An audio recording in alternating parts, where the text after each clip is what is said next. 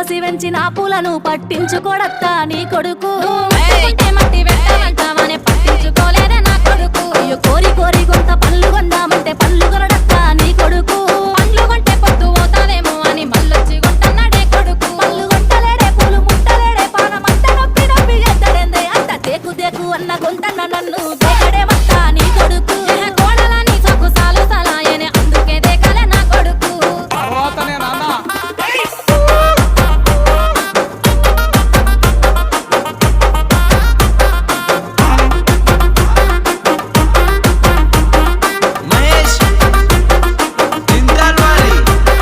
గుడిసెలున్నగా గుల్లనియమంటే లొల్లి చెత్తాడత్తా నీ కొడుకు